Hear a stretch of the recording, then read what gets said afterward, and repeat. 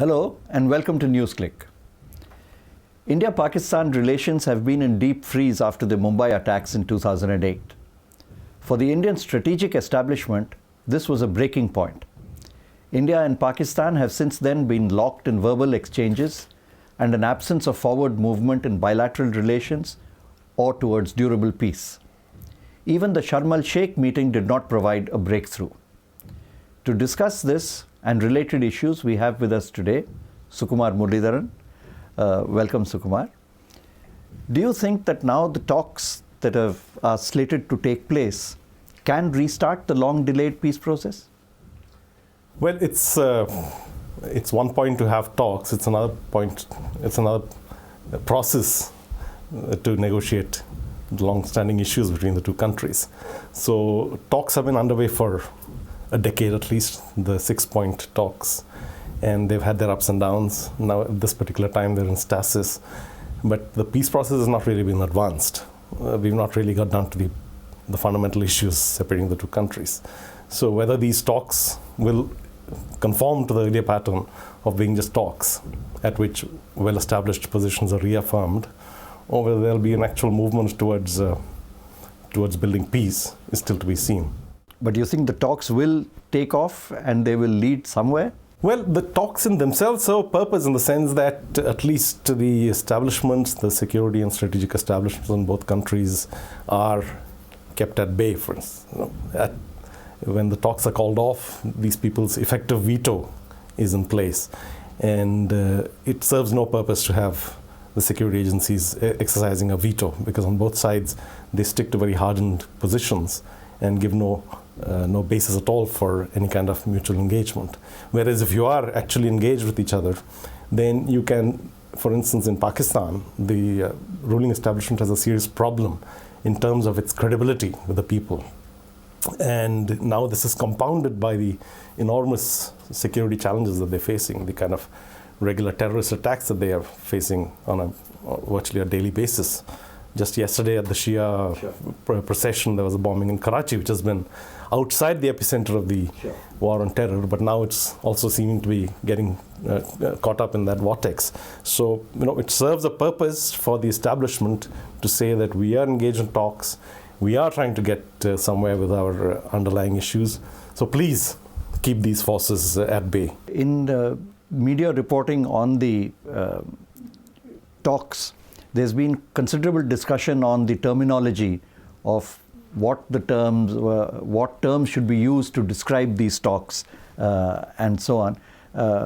And India does not seem to have offered in their letter to Pakistan resumption of the earlier Composite Dialogue as it was known, but has offered something called an open-ended talks on issues concerning peace and security.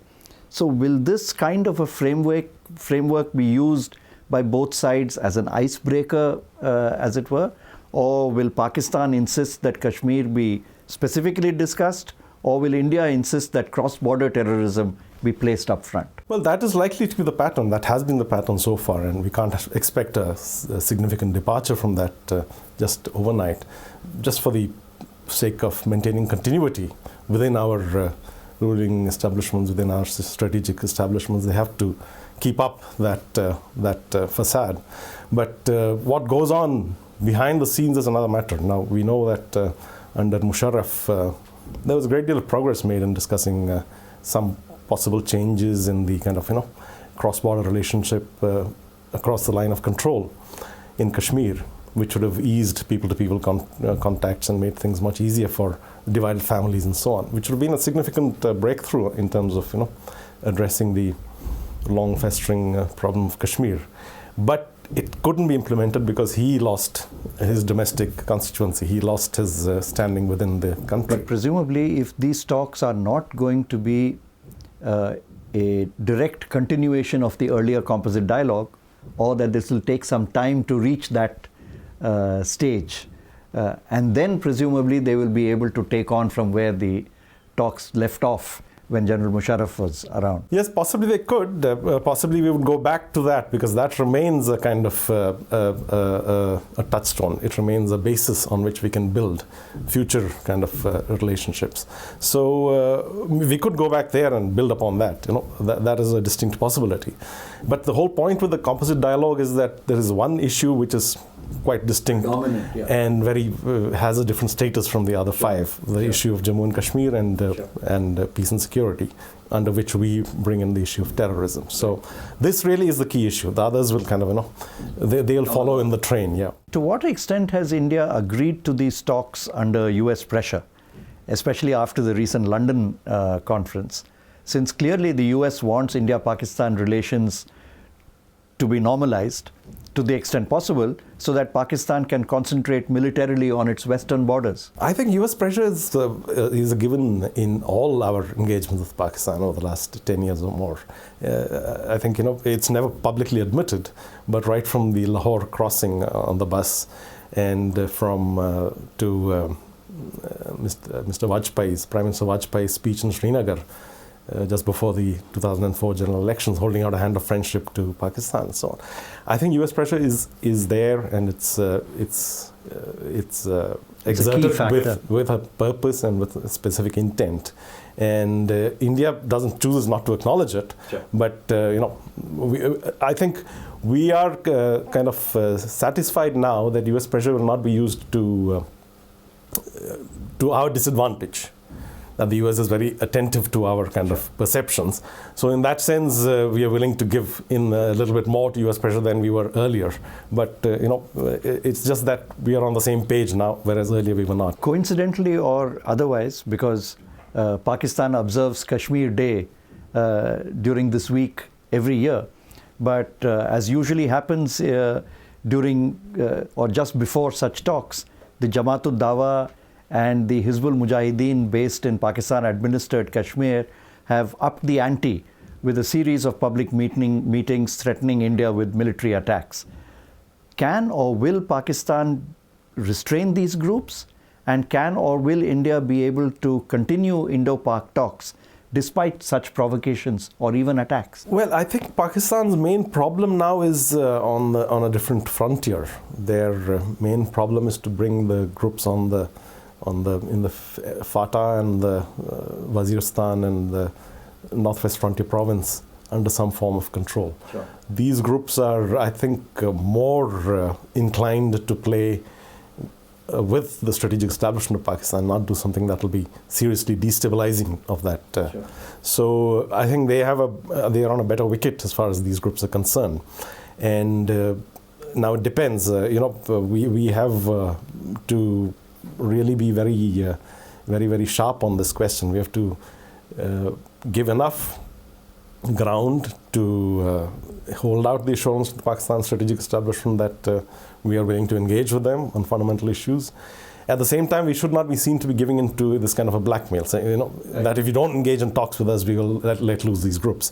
So that becomes a kind of it becomes a loss of face for our establishment. Yeah, because for the Pakistani strategic establishment, there's an interesting two-way process here. On the one side, you want relative peace on the eastern front for Pakistan, with India, that is, so that they can concentrate on Afghanistan. The other perspective is to keep India busy on this front so that Pakistan can concentrate on the other. Yeah, that's right. So also that, no, but they have to be attentive to the possibility that there will be a rapid escalation of hostilities on this frontier, which means that their whole military focus would shift to this border, and the Durand Line and the territories adjoining it would become kind of a stamping ground for these groups. So they have to play a very kind of very delicate balancing act. And in view of that, how do you see this the momentum of these talks